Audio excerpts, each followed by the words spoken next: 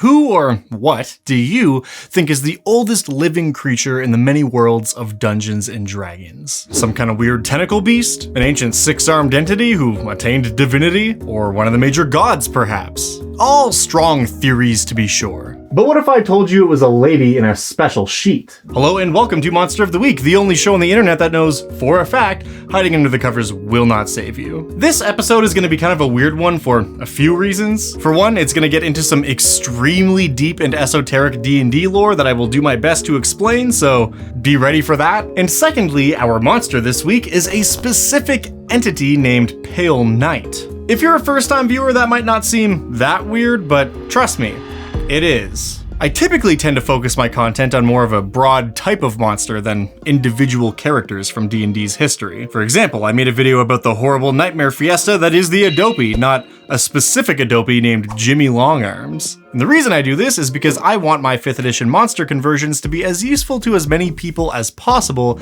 and due to the fact that any specific named character is naturally going to be relevant to a smaller percentage of you guys watching, I've stayed away from videos like this in the past. So, why am I now suddenly changing this policy? Well, the short answer is money.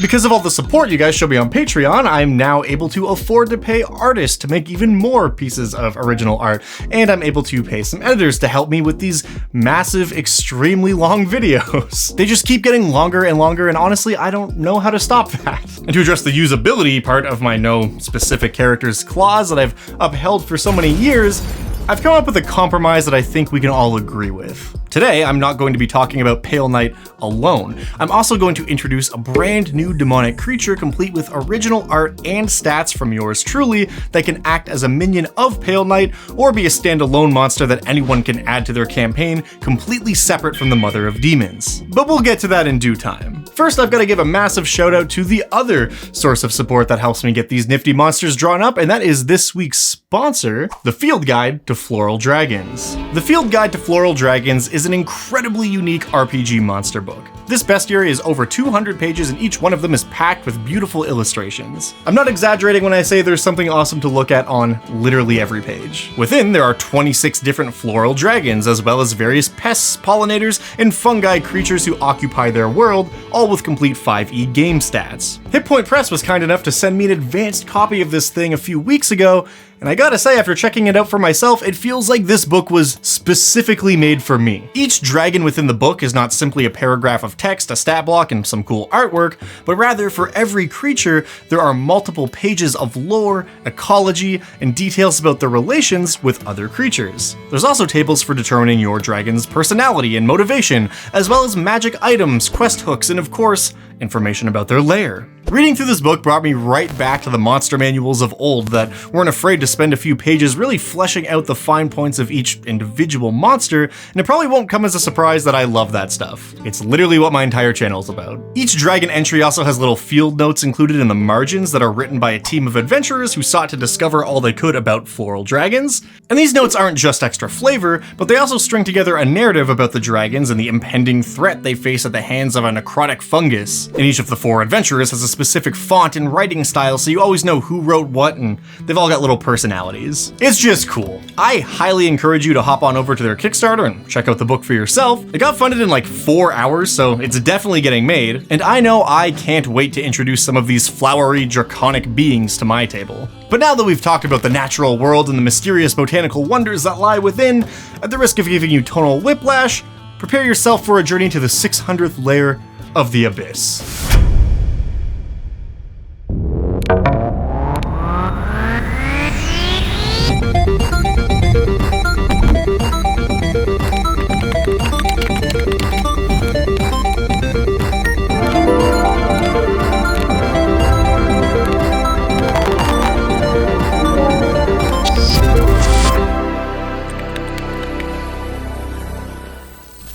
The infinite layers of the abyss are home to countless horrors the likes of which have never been seen by the vast majority of mortals. It is a plane completely devoid of order and reason, with every layer being more unhinged than the last. Whether it actually is infinite or not is also a topic of debate among scholars due to the fact that many of the deeper layers are so inhospitable that even divine beings can't make their way to whatever might be next. Now, I'm not going to go over the entirety of the lore and every scrap of information pertaining to the abyss itself, because that would take literally hours. And what makes this even worse to explain is that more than virtually every other plane of existence in D&D cosmology, the Abyss has had a major change to its lore between every edition of the game, which is honestly kind of fitting given that it's the ultimate plane of chaos and evil. But what you do need to know for the purposes of this video is that the creatures who live within the Abyss are typically demons who, in stark contrast to their lawful evil devils next door in the Nine Hells, live a chaotic evil lifestyle where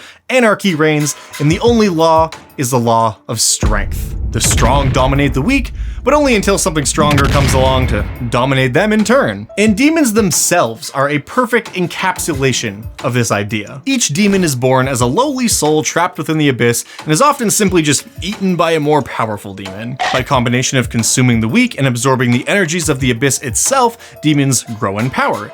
So if a lowly demon spawn is fortunate enough to survive, grow, and consume, it can transform into an increasingly greater and more powerful demonic form. Those who thrive within the abyss eventually grow into wholly unique forms known as demon lords. You've probably heard the names of a few famous demon lords such as Orcus and Demogorgon, but there are literally over 30 named demon lords that we know of, and theoretically countless others that we don't.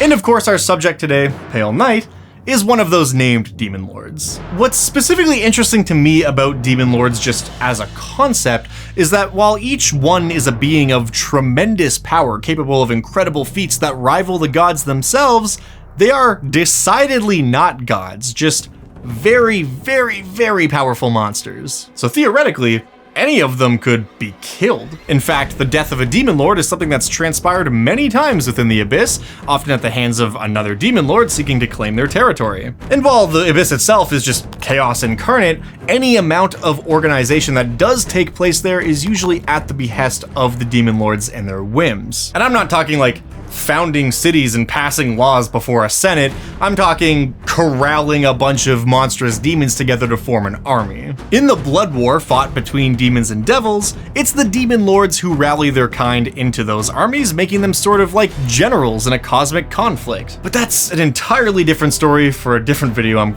currently working on. Our focus today is on the one and only Pale Knight, because she's just a truly bizarre individual.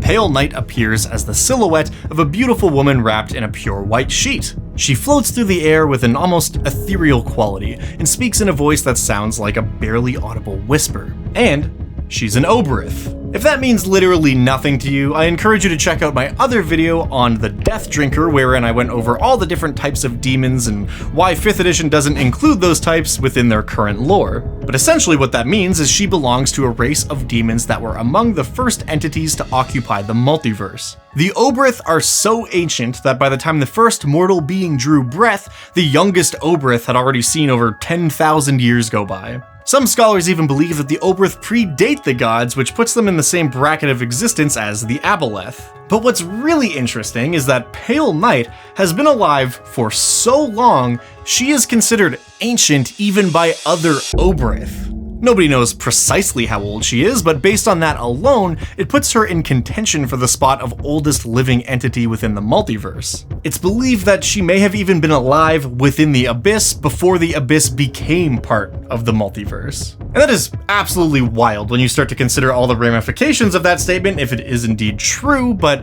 we're gonna stick a pin in that for a sec. First, I need to talk about the sheet. Like, why is this unfathomably ancient evil dressed in garb that conjures images of Charlie Brown going trick-or-treating? Well, it turns out that despite what you might guess her form would be based on the shape of her body, the true form of Pale Knight is something so unimaginably horrible that it is rejected by reality itself. The very fabric of the multiverse and its greater nature simply denies that she should be allowed to exist within it. So when she first appeared in the multiverse as we know it, the laws of reality created her shroud in order to compensate for something so contradictory. And this really intrigues me because it's not only just implied but directly stated otherwise that Pale Knight has no control over the shroud that surrounds her body. It operates completely independent of her wishes and seems to have a mind of its own. And that's probably for the best. Because if you were to look upon her true form, the results are not great.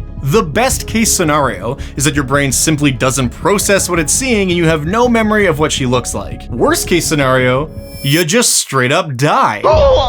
Silver lining here though, now anytime I'm feeling self-conscious about my appearance, I can at least take solace in the fact that looking at me doesn't literally kill anybody. Like all other legendary creatures, Pale Knight of course has several names and monikers that have been assigned to her throughout the years. Names like the White Lady or Queen of the Night are pretty self-explanatory, but the one name that does require a bit of explaining is her title as Mother of Demons. In days gone by, when the obyrith ruled over the Abyss uncontested, they had a bit of a cheeky idea. That idea being, hey, wouldn't it be cool if we just spilled forth from the Abyss and destroyed everything in our path until the entire multiverse was nothing but a world of madness and sorrow? So, they tried to do that, and they were pretty successful. That was until a bunch of Celestials got together and said, hey, maybe we should kill those guys.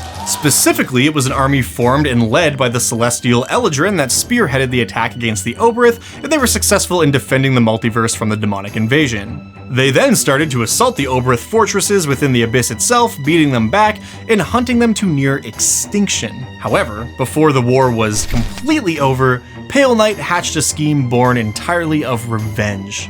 The specific details aren't given here, but essentially, Pale Knight met with the royal consort of the Eladrin Court of Stars, a man named Askadel. She came to him with talks of a pact that would be magically enforced, promising that this would ensure the protection of the Eladrin children who lived within their empire. But like any savvy adventurer will tell you, you should always read the fine print of a devil's contract, and you should never make deals with a demon. Literally ever. It's never worked out for one person in the history of people making deals with demons. So Pale Knight obviously tricked him into a blasphemous agreement, the results of which were an entire generation of Eladrin children being transported into a layer of the Abyss known as Andralin.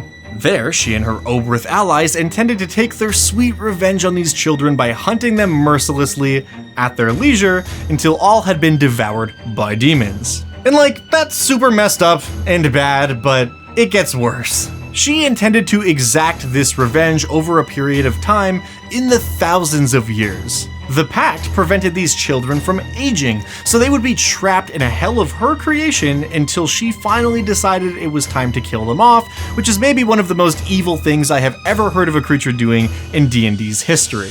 Now fortunately, a massive host of celestial creatures invaded the abyssal layer of Andralin, and they fought relentlessly to protect these children. But as part of this magical pact, the children were also not able to leave the abyss. So now, there's a celestial stronghold led by Eladrin forces in this place that operates as an isolated beachhead for a war against the demons, all to protect these children who were stolen by Pale Knight. However, an unforeseen consequence of this whole situation is that due to the fact these Celestials have been living and operating within the Abyss for so long, that layer of the Abyss has started to turn into a lush green paradise. And that is really interesting to me as a D&D lore nerd because it heavily implies that the Abyss itself isn't necessarily evil, it simply adapts and reforms its energy to accommodate the people who live there. But again, I'm working on another video. The ramifications of that all set aside, it makes Andralin a really interesting location, because it's now become something almost akin to the Eladrin's home plane, but of course with the exception of the dark mountains in the distance. These mountains are the only area that still retain their original demonic influence, specifically the peak of the largest mountain called Mother's Mountain, which is a gateway to Pale Knight's true domain, the Citadel of Bone. But let's stick another pin in that for a second. The reason she's often referred to as the Mother of Demons is because in some tellings of her legend, after this massive war which resulted in the vast majority of Obyriths being put to the sword, Pale Knight began to create new demonic life in the form of the Tanari. The Tanari are the caste of demons that make up the vast majority of the Abyss as it currently is. Among the first new demons she created, several went on to become powerful demon lords in their own right. And one of those individuals was so successful he wound up as the master of an entire LAIR, the demon lord of pleasure, Grazd. Grazd and Pale Knight have a complex relationship, to put it lightly. They don't really speak much, but it is heavily implied that she sometimes uses his position of power to kind of serve her own ends, and once in a while he might call upon her for a favor in a very roundabout sort of way. And that's really interesting if you're in the know about abyssal politics. Now I recognize I just threw a ton of information at you, so let's take a moment to just breathe. Get some water, top up your snacks, and when you return, we'll take a step through that portal in Mother's Mountain to see just exactly where Pale Knight lives. That's enough breathing, we gotta talk about demons more.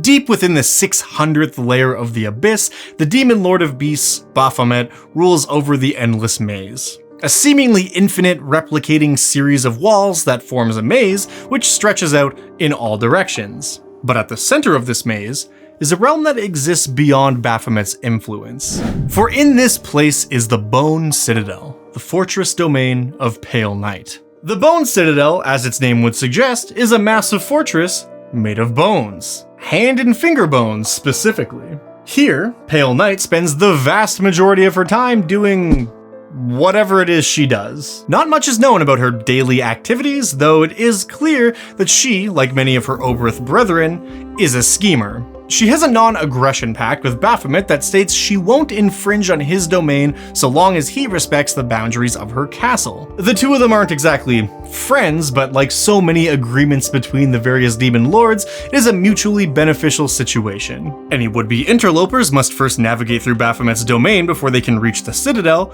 a feat many have died trying to accomplish. And in kind, if a real threat ever presents itself to Baphomet's domain, Pale Knight is bound to help in its defense, since if the maze falls, her domain is next. But other than this pact with her neighbor, Pale Knight pretty much stays out of demonic politics. When the other demon lords go to war with each other, she doesn't involve herself in what she sees as petty squabbles between unruly children. And in kind, she's left alone by pretty much everyone. In fact, she is outright feared by practically all other demons, including the other demon lords. After all, we're talking about a being who is of unfathomable age, even to a creature like Demogorgon or Dweeblex. Another odd thing about Pale Knight is that where most demon lords have these extravagant lairs with all kinds of crazy stuff going on, Pale Knight's fortress is a seemingly normal fortress, aside from the fact that it's made of bones, I suppose. But of course, now in 5th edition, we do have LAIR actions which are important to consider for a creature like this, and I was more than happy to do so. After all the other demon lords as detailed in Mordenkainen's Tome of Foes get them, so it only felt right to grant some special rules to Pale Knight as well. In my 5th edition conversion, you'll find a handful of combat tricks she can perform as LAIR actions and a list of regional effects mostly focused around bones. Something all the demon lords in 5th edition have as well is a madness table that determines what happens if you go mad within a realm occupied by a demon lord. And while this isn't the most important thing, I feel like it's a fun little ribbon ability that gets added on top of all the other demon lords, so I felt like we should make one for Pale Knight as well. I know not everyone uses the madness mechanics from the Dungeon Master's Guide, or madness mechanics of any kind for that matter, or the madness mechanics associated with the demon lords, but if you do, and you want to, it's all in there. Go nuts, so to speak. I also find Pale Knight's personality when interacting with other creatures to be very fascinating. She is incredibly powerful and has an impossibly long perspective on things, so when a creature approaches her, there's no telling how she might react. Her personality is capricious and prone to change, which is in line with the chaotic nature of demons, but Pale Knight really exemplifies this. In the adventure Expedition to the Demon Web Pits, the players have an opportunity to speak with several of the demon lords at a demonic council meeting. It's a whole thing, and I don't really want to get into it because A, that's a real left turn into Tangentville, but also because I don't want to spoil the module. It's a really good one, and if you haven't had a chance to play it or run it, you should check it out sometime. All you really need to know is that the demon lords are meeting to discuss the potential forming of a kind of universal pact. And at this meeting, Grazd, disguised as another creature, warns the adventuring party not to speak with Pale Knight. Do not speak to the White Lady. not one word. He says this because he knows she will be offended if a group of mortals just walks up to her and starts a conversation, and he doesn't want to lose her as an ally. If the party ignores him and talks to her anyways, this happens. The White Lady turns when you speak to her, her robe shimmering and hinting at a beautiful shape within. She lifts her hands to open the veil slightly, and you are staring beyond the veil at something that should not be, something ancient and filled with malice. The mother of demons, a creature that sees even Tonari as children. Your mind rebels and your vision fades. For a moment, you want to tear out your own eyes. She shifts the veil to cover herself, but it's too late. What is seen cannot be unseen. After this, the DM calls for a super high wisdom save, and anyone who fails that save loses 2d6 points of wisdom, and 1 point of that is permanent. And of course, if that knocks you down to 0, you just die. Then, Pale Knight teleports away. Which is kind of wild, because this meeting is taking place in an area that is supposed to be specifically warded against teleportation magic, but she just isn't bothered by that, I guess, and vanishes without saying a word to anybody. So that's something. But on the other hand, she has also been known to actively engage in conversation with mortals who manage to locate her lair, just chatting it up with them for hours before letting them walk out as if they were old pals. Sometimes she even sends these mortals on a quest on her behalf, often involving punishing a rival for some slight committed against her who knows how long ago. Basically, she just does whatever she feels in the moment, which makes her an incredibly frustrating enemy to go up against. But I guess if you're already seeking out Pale Knight for non-violent reasons, things have probably already gotten pretty messed up for you. Now, with all that said, I think we should take a moment to talk about just exactly what Pale Knight is capable of within the rules of the game, and then maybe I'll introduce you to a new demonic friend of mine.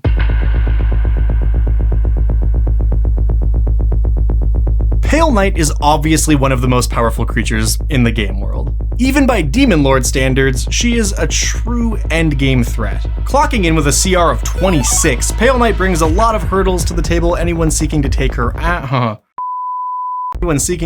down will have to overcome. First and foremost, she is a quasi-ethereal being, meaning that she can not only see into the ethereal plane, but she can also move through objects as an incorporeal creature, like a ghost. She's also got resistance to magic of all types, and that legendary resistance 3 times per day we all know and love. But what's probably her most iconic trait is a wordy bit of text called Beyond the Veil.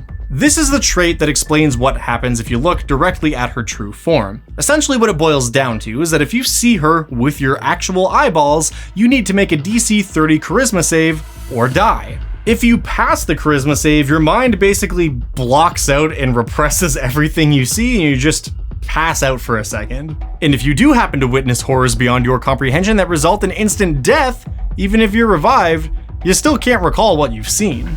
Now, fortunately, she is covered by her veil at all times, so the only way you'd actually get to look at her is if you specifically went out of your way to take a peek beneath her shroud, in which case, you've played yourself. Now that I think of it, this entire concept really just feels like something created to punish the obnoxiously horny bard trope characters we see from time to time. So, if you've got one of those in your party and you want to watch them die from looking at a lady, here you go. In any case, when it comes to her actual actions, she's got more than a few tricks up the old shroud. Her basic attack is a ghostly touch that deals a shit ton of necrotic damage, and of course, she has a bunch of innate spells such as astral projection, blight, detect evil and good, dispel magic, telekinesis, confusion, water breathing, and goddamn imprisonment.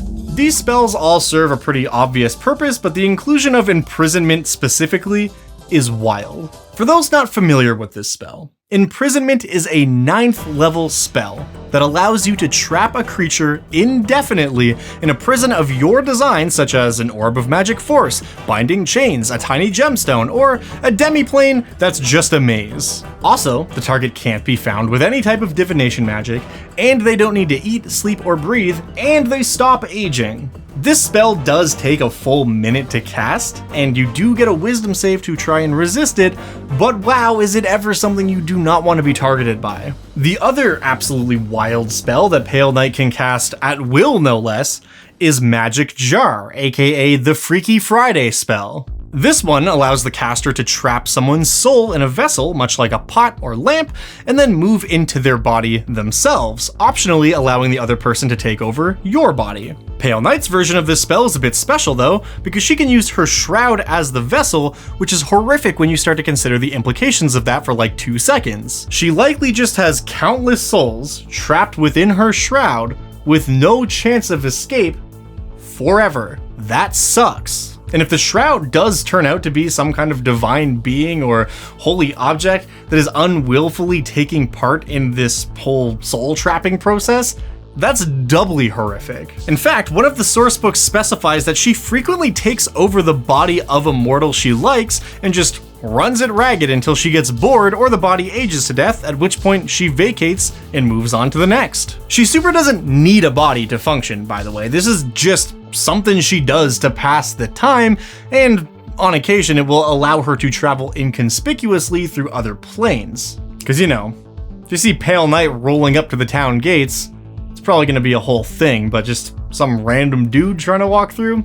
Not a big deal. Now, Pale Knight's most devastating ability is one called Revelation of Truth. This takes an incredible amount of willpower on her part, so it can only be done once per day, but hoo boy, what a thing to do. When she uses this action, for but a moment, she's able to suppress the shroud that covers her body, allowing her true form to be exposed for all to see. In the 3.5 days, this would cause massive wisdom drain and possibly instant death for anyone who saw her. But I wanted to rebalance it a bit to make it fit more with what we're used to in 5th edition, but in a good way. So I came up with an interpretation that I feel is both dramatic and also reasonable, but not undercutting her power.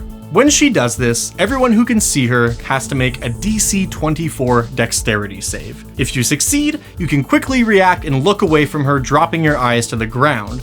This does mean that you are effectively blinded until your next turn, but it also means you don't have to look at her. If you fail the save, meaning you don't look away in time, or you just choose to look for some reason, you are then subjected to her Truth Beyond the Veil trait, meaning you have to make a DC 30 charisma save, or you just die. I feel like this could create some really dramatic moments, but if you don't want to pull any punches at all and just go straight for the jugular, by all means, just stick with the initial saving throw of DC 30 and hopefully not everyone dies at the same time. Some tables love that shit, and I'm here for it.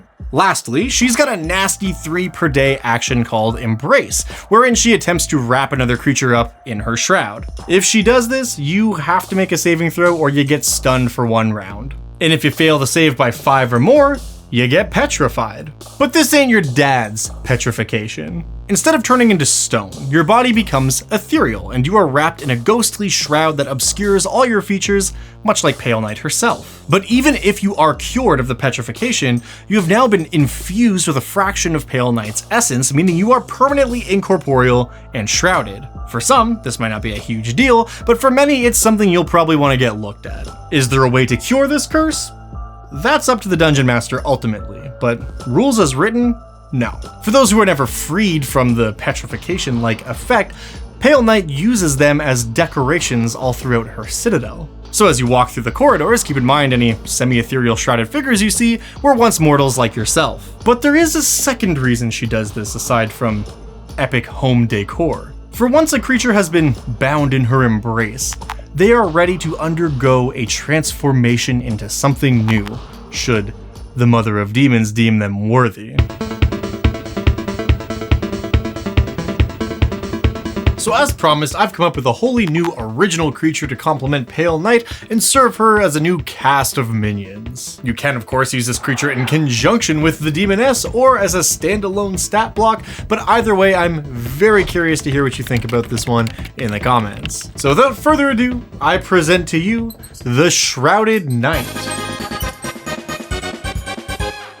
I need you to understand and appreciate the restraint it took for me to not name this creature the Pale Knight, but with a K, because they're knights, sort of. Are Demon Lords above wordplay, do you think? Okay, so the Shrouded Knight. What's their deal? Essentially, when Pale Knight traps a soul in her embrace, she sometimes chooses to imbue that creature with a bit more of her power, an act that causes them to return as a newly birthed demon. They take on the appearance of an armored knight atop a fiendish steed, but wrapped in a shroud just like their creator. However, the true form of this creature, much like Pale Knight herself, is an unimaginable horror. Because this creature isn't two separate beings, a knight and a rider, but rather it is one entity whose form is masked and creates the illusion of a knight riding atop a steed by the sheet that covers their body. Typically, her knights can be found patrolling the citadel and the areas of the maze that surround it, hunting interlopers and the like. However, on occasion, Pale Knight might send some of her minions out into other parts of the abyss or even other planes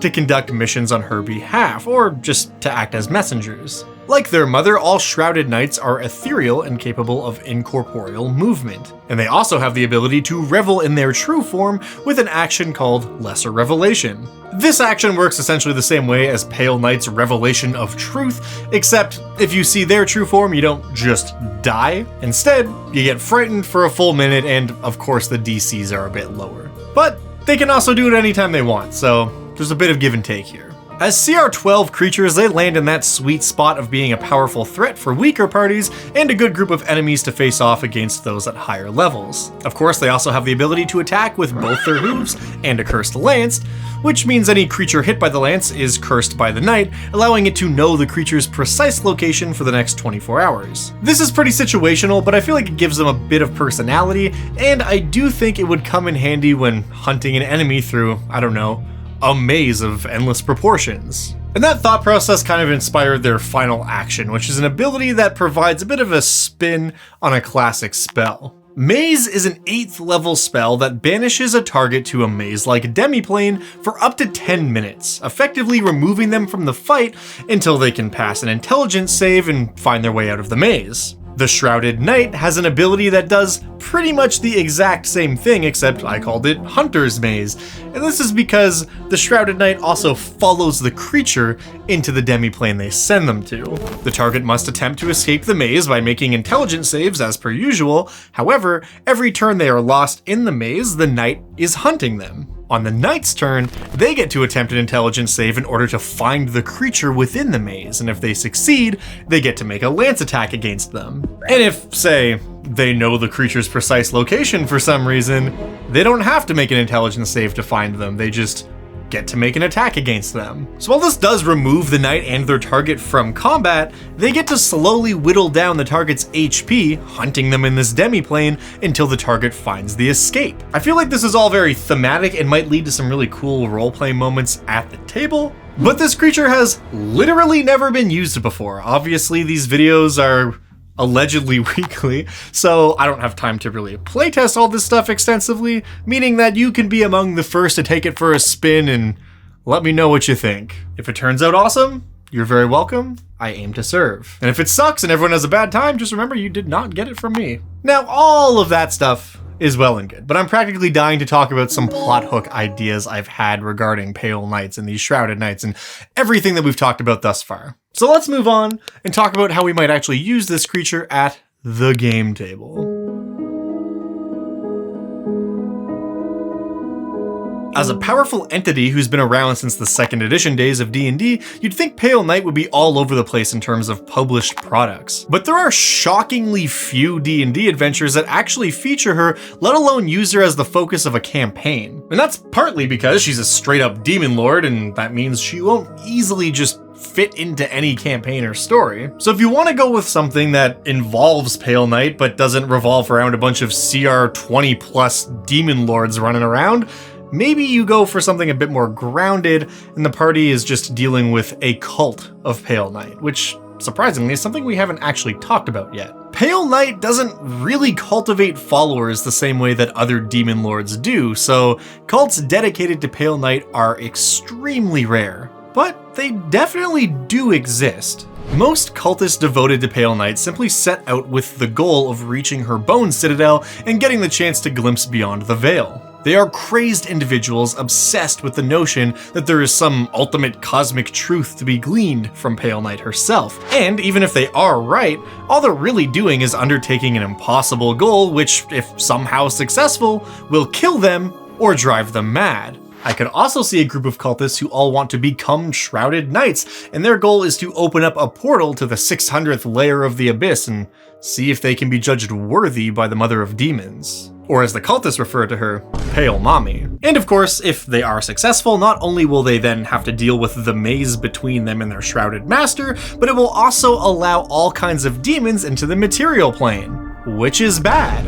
One bit of lore from Mordenkainen's Tome of Foes that I think is worth bringing up here is that demons are described, at least in that book, as a literal infection. They're like a cancerous growth that will change and alter their surroundings to match the chaotic nature of the abyss if left alone for too long. So maybe the cult has already succeeded and they're trying to map out the maze that leads to Pale Night, all the while reality is crumbling around their hideout and the abyss is threatening to take over the area surrounding them. And if you want to incorporate another demon lord in this whole scheme, perhaps the cult is even working with another cult of Baphomet. Baphomet is a much more established demon on the cultist scene, so perhaps your party might believe they're getting wrapped up in a plot involving the Lord of Beasts, but it actually turns out a cult of Pale Night was leading the initiative all along. If you're running something like Out of the Abyss, or just any adventure that involves potential travel into the abyss itself, Pale Night could very well make an appearance. While formidable in battle, she's definitely more of a hidden threat that likes to pull the strings, so perhaps you orchestrate a situation where she is manipulating another demon lord to some twisted end. Something else I want to talk about is the actual metaphysics involved with killing a demon lord, because if the party's put up against a demon lord, there's a good chance that some of them might want to try to kill her.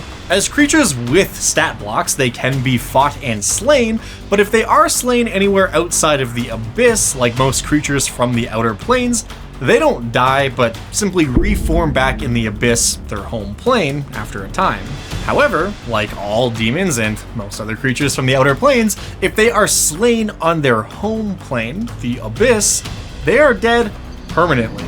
But of course, there is something that most powerful demon lords do to try and circumvent this somewhat. As long as part of their essence still remains, they can use that to reform even if destroyed within their home plane. So much like a lich's phylactery, most demon lords create a small gem which houses their essence. It's usually placed in an amulet or something, but this is a very important object because it is their insurance policy. And while that may seem like a win-win situation for the demon lord in question, this extra bit of insurance doesn't come without risk. If another creature is ever able to get a hold of this object, it gives them absolute power over the demon lord in much the same way you might hold power over a devil if you ever discovered their true name. Each demon's essence gem is such a well-kept secret, they literally tell no one where they keep it, and it's guaranteed to be held somewhere with a ton of traps and usually some mindless bodyguards like golems who can defend it if someone should ever stumble upon the secret location. This is such a big deal that within the universe of the Forgotten Realms, Asmodeus straight up prioritizes finding Demogorgon's amulet above almost all other pursuits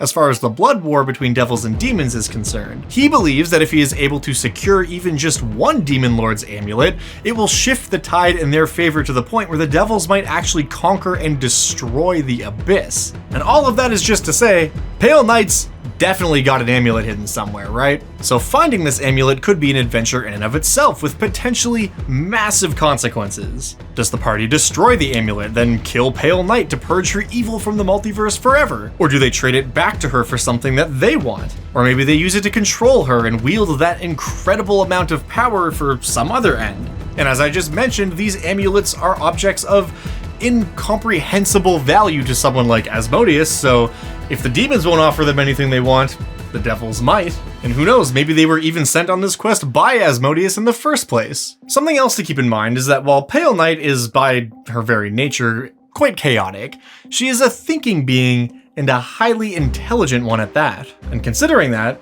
she doesn't even have to be the antagonist. Maybe the party's gunning for some other demon lord's amulet and they hear a rumor that the only other being in the multiverse who knows where it is Pale Night. So they seek her out hoping to trade something in exchange for the information.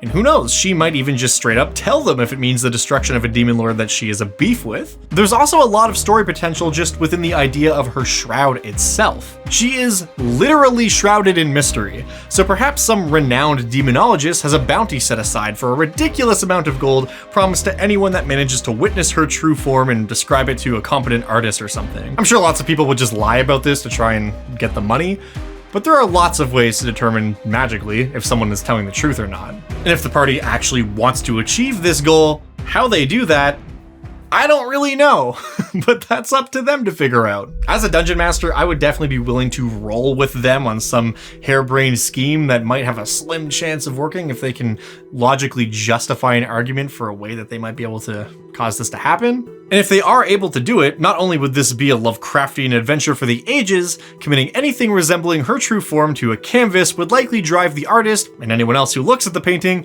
completely mad. Which means you have a really cool new cursed item in your world. I don't know what it is about cursed paintings, but I just enjoy that concept a lot. Regarding her knights, there is also a lot that can be done there as well aside from obvious minion activities. Maybe a shrouded knight is used to deliver a message to the material plane bearing ill omens from the Mother of Demons. Perhaps it's a warning of her arrival, or maybe even just a warning about another demonic incursion being put forth by a demon lord Pale Knight is at odds with. And then if she capitalizes on that and expands her domain and does whatever it is she's trying to do, that could cause even more problems for the folks on the material plane.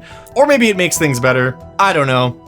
That's up to the players and the dungeon master to decide however that story shakes out. I also like the idea that one of her knights may be a former NPC of some import to the party, and they have to go on an adventure to find a way to restore the cursed fiend back to their true form. And if all else fails, I think there's one final detail that is pretty much universally overlooked when it comes to including Pale Knight in an adventure.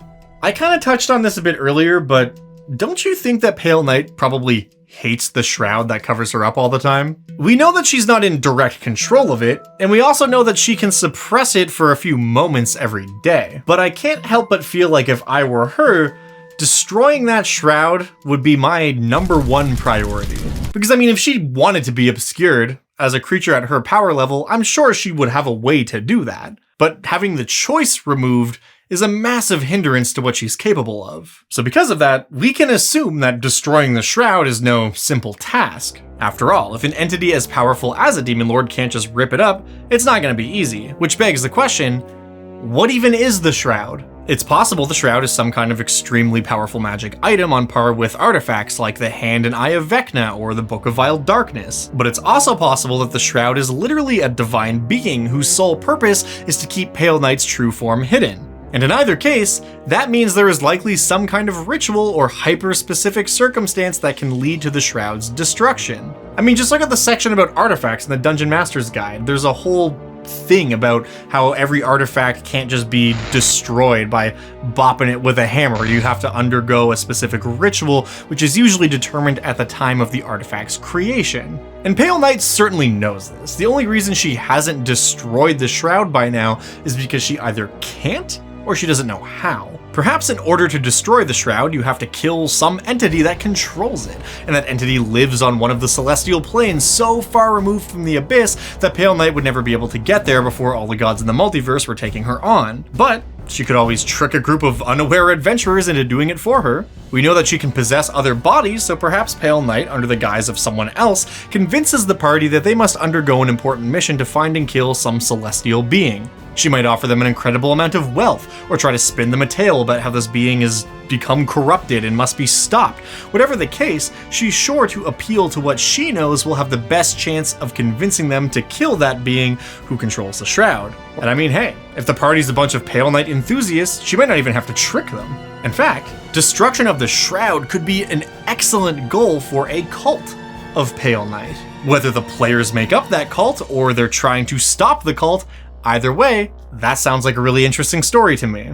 In the event that Pale Knight simply doesn't know how to destroy the shroud, everything I just said still stands, except the goal of her quest would be to have some ancient text delivered to her that details the shroud destroying ritual in certain terms. And if she is successful in this scheme, that makes her a whole lot more dangerous. If even just glimpsing at her true form is enough to straight up kill virtually any living being in the multiverse, that form being exposed to everyone and everything within the cosmos is sure to have dire consequences. If you really want to up the stakes of this story and prove how dangerous this outcome would be, maybe you even show the players a different world or reality or realm or whatever we're calling them now, where Pale Knight did not have a shroud on her and that realm has just been completely twisted and destroyed. And like all horror horrible nightmare beings from beyond, I could also see Pale Knight functioning as a really cool warlock patron. Maybe your warlock character just dresses in a sheet all the time and seeks to understand forbidden knowledge that should never be known.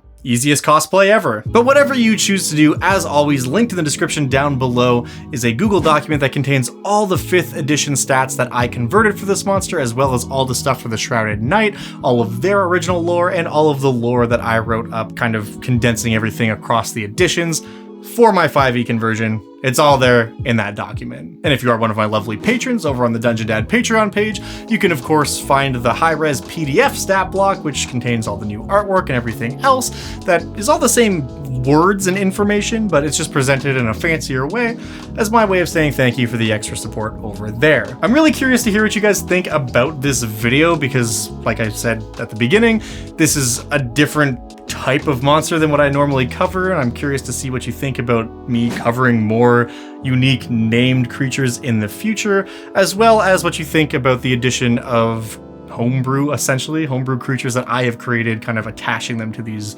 videos as well. I've done that a few times in the past. Most recently, I literally did it in the video before this one with the Pie Fiend and the Paste Shrimps and that whole thing. If you haven't watched that video, it's a wild monster, but in any case, yeah, I just want to know what you guys think about that, because if it's something you're into, I will happily explore doing that more often in the future. Also, I want to give a massive shout out to this week's randomly selected Patron of the Week. This week's randomly selected patron is James Rands. Thank you so much, my friend, for all the support you are throwing my way. It means the most, and thank you for watching. As always, if there's a monster from an older version of D&D or any other RPG that you would like to see show up on this channel in the future with 5e stats, let me know in the comments down below or over on the Dungeon Dad Discord, which is also linked in the description thing down there, in the Monster Suggestions chat channel. And who knows, you might just see it show up on an episode of Monster of the Week. And if you like what I'm doing here, and you want to support the channel, and you're already a patron, or you don't have the extra money to throw my way, totally get it. Just leaving comments and likes and all that stuff helps me out a ton. It is an offering to the YouTube algorithm that does not go unnoticed. Not by me or whatever god is controlling this whole thing. It's definitely a chaotic one, I know that much. But for real, thank you so much for watching. Stick around to the very end of the video to see a preview of what's coming next week. And other than that, I got nothing else for you, so I'll see you in the next one. Till then.